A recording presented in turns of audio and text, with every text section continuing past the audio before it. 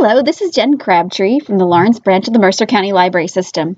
Today I'd like to show you some of the new young adult fiction, YA fiction, that has come in while the library has been closed.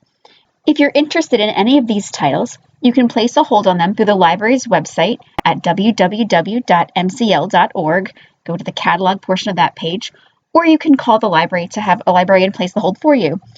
When they come in, you'll be notified and you can schedule a tabletop or curbside pickup appointment. The 14 books I'm going to show you today are just a small sampling of the library's new young adult collection. So I will show you at the end of the video how to search on the catalog yourself to see all the titles that we have. Our first title is It's a Whole Spiel, Love, Latkes, and Other Jewish Stories by Catherine Locke and Laura Silverman. This is the collection of 14 short stories by such authors as David Levithan, Dahlia Adler, and Nova Ren Suma. There's also a foreword by Mayim Bialik, who plays Amy Farrah Fowler on The Big Bang Theory. So the summary is, from stories of confronting their relationships with Judaism to rom-coms with a side of bagels and lox, It's a Whole Spiel features one story after another that says, yes, we are Jewish, but we are also queer and disabled and creative and political and adventurous and anything we want to be. A sampling of some of the story titles are Two Truths and an Oi, Jewbacca, and Some Days You're the Sidekick, Some Days You're the Superhero. This title is available as a regular book and also as an ebook through eLibrary NJ Overdrive. Next, we have a romance called The Voting Booth by Brandy Colbert. Marva was born ready for this day. She's always been driven to make a difference in the world, and what better way than to vote in her first election? Duke is so done with this election. He just wants to get voting over with so he can prepare for his band's first paying gig tonight. Only problem? Duke can't vote. When Marva sees Duke turned away from their polling place, she takes it upon herself to make sure his vote is counted. Romantic and triumphant, The Voting Booth is proof that you can't sit around waiting for the world to change, but some things are just meant to be. This title is available as both a regular book and an ebook through Hoopla. 10 Things I Hate About Pinky is by Sanjya Menon. Pinky Kumar wears the social justice warrior badge with pride. From raccoon hospitals to persecuted rock stars, no cause is too esoteric for her to champion. But a teeny tiny part of her also really enjoys making her conservative, buttoned-up corporate lawyer parents cringe. Samir Jha might have a few quirks remaining from the time he had to take care of his sick mother, like the endless lists he makes in his planner and the way he schedules every minute of every day, but those are good things. They make life predictable and steady. Pinky loves lazy summers at her parents' Cape Cod lake house, but after listening to them harangue her about the poor decisions she's made, aka boyfriends she's had, she hatches a plan. Get her sort of friend, sort of enemy, who is a total Harvard-bound mama's boy, to pose as her perfect boyfriend for the summer. When Samir's internship falls through, leaving him with an unplanned summer, he gets a text from Pinky asking if he'll be her fake boyfriend in exchange for a new internship. He jumps at the opportunity. Pinky's a weirdo, but he can survive a summer with her if there's light at the end of the tunnel. As they bicker their way through lighthouses and butterfly habitats, sparks fly, and they both realize this will be a summer they'll never forget. This is the sequel to There's Something About Sweetie and a companion novel to When Dimple Met Rishi.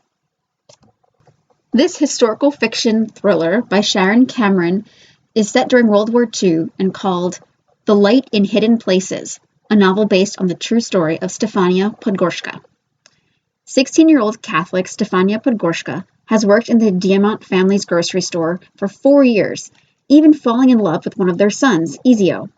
But when the Nazis come to Przemysl, Poland, the Jewish Diamants are forced into the ghetto, and worse, and only Izio's brother Max manages to escape, and Stefania embarks on a dangerous course, protecting 13 Jews in her attic, caring for her younger sister Helena, and keeping everything secret from the 2 Nazi officers who are also living in her house.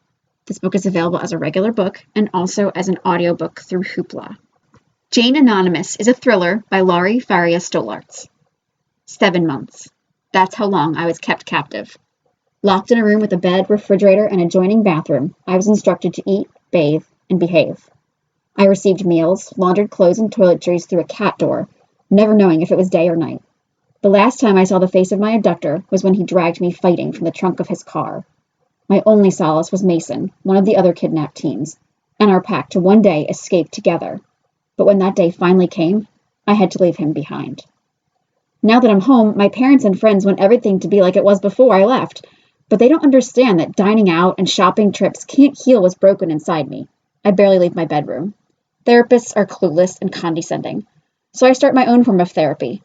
But writing about my experience awakens uncomfortable memories, ones that should have stayed buried. When I ask the detectives assigned to my case about Mason, I get an answer I don't believe, that there were no traces of any other kidnapped kids.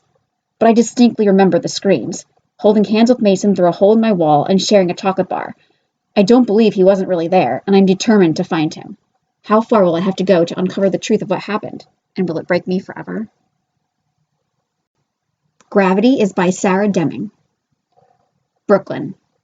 Since Gravity, Doomsday Delgado started working with Coach Thomas, she's been breaking records, breaking her competitors, and breaking the walls inside her. Boxing is taking her places.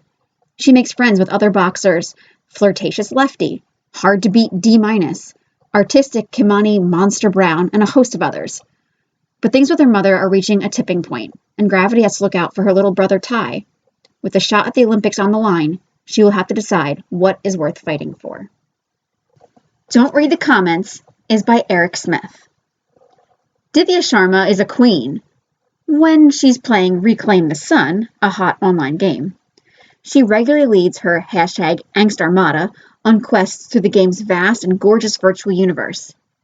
Aaron Jericho has zero interest in becoming a doctor and spends his free time writing games for a local developer and playing Reclaim the Sun. At home, Divya and Aaron grapple with their problems alone, but in the game, they have each other to face infinite new worlds and the growing legion of trolls populating them. The virtual harassment seeps into reality when a group called the Vox Populi began launching real-world doxing campaigns, threatening Divya's actual life. Author Lauren Miracle is better known for her Upside Down Magic series with Sarah Mlinowski for elementary school-age kids, but here she goes into the teen area with this book, This Boy. Paul Walden is not an alpha lobster, the hyper-masculine crustacean king who intimidates the other male lobsters, beds all the lady lobsters, and wins at life. At least not according to the ego-bursting feedback he's given in his freshman seminar. But Paul finds a funny, faithful friend in Robbie Smalls, and maybe, oh God, please, he's beginning to catch the interest of smart, beautiful Natalia Gutierrez. Cruising through high school as a sauced-out, rap-loving beta lobster suits Paul fine, and if life ever gets him down, smoke a little weed, crunch a few pills, it's all good. But in the treacherous currents of teenage culture, it's easy to get pulled under. With perfect frankness, Lauren Miracle lays bare the life of one boy as he navigates friendship, love, loss, and addiction. It's life at its most ordinary and most unforgettable. We Are the Wildcats is by Siobhan Vivian.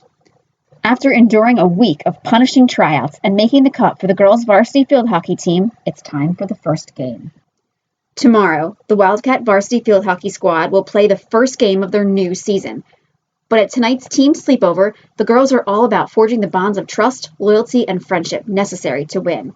Everything hinges on the midnight initiation ceremony, a beloved tradition and the only facet of being a Wildcat that the girls control. Until now. Coach, a handsome former college player revered and feared in equal measure, changes the plan and spins his team on a new adventure, one where they take a rival team's mascot for a joyride, crash a party in their pajamas, break into the high school for the perfect picture. But as the girls slip out of their comfort zone, so do some long-held secrets. And just how far they're willing to go for their team takes them all, especially Coach, by surprise.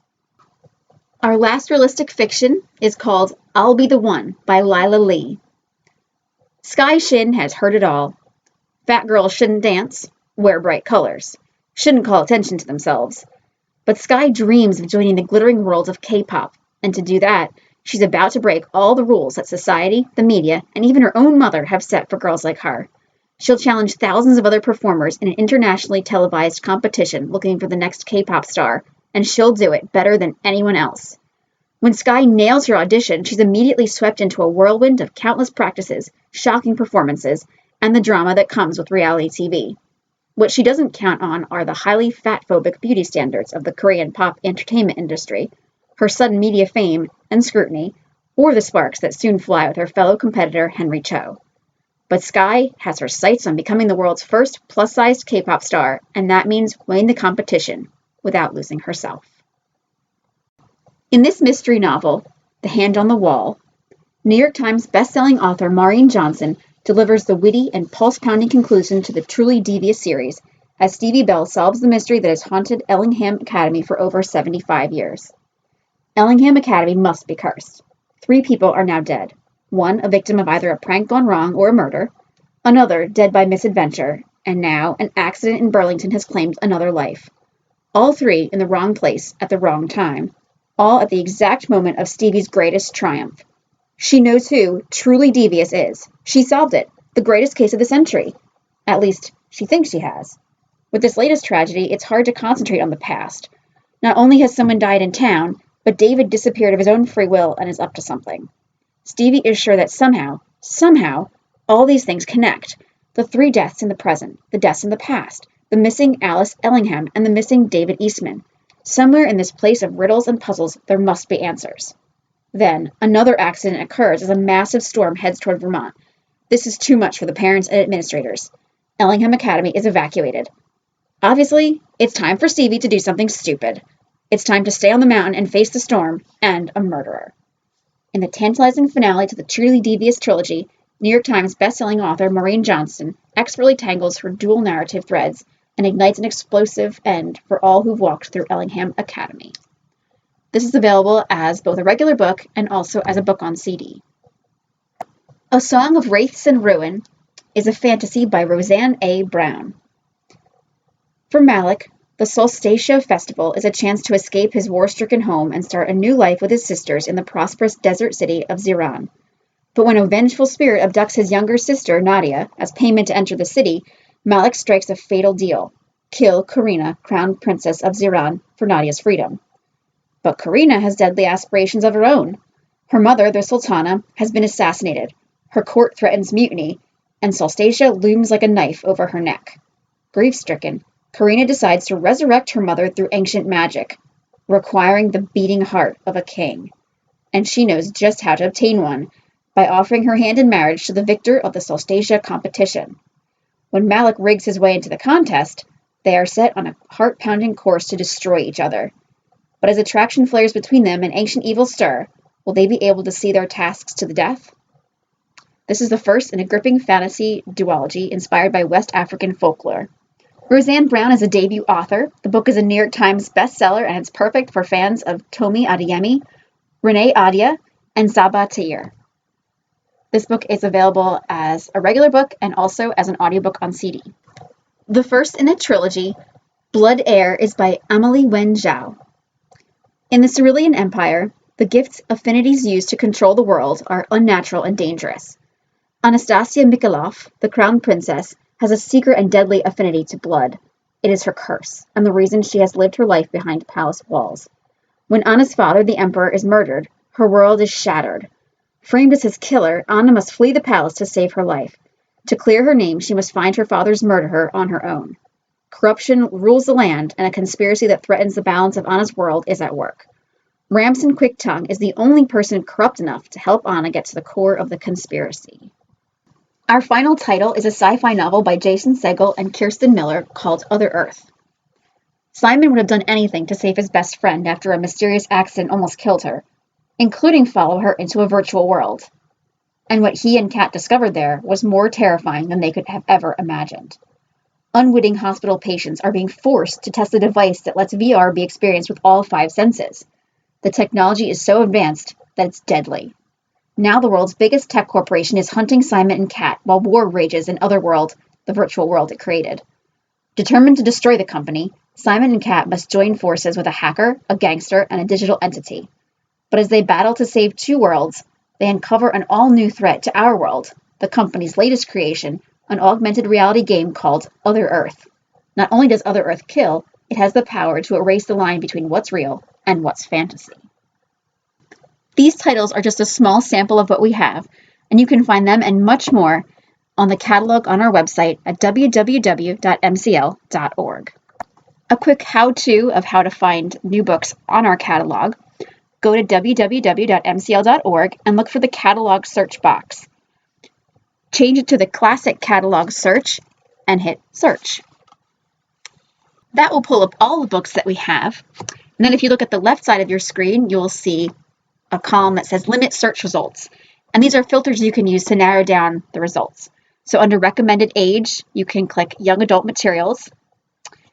Then under shelf location, you can choose MCLS YA fiction.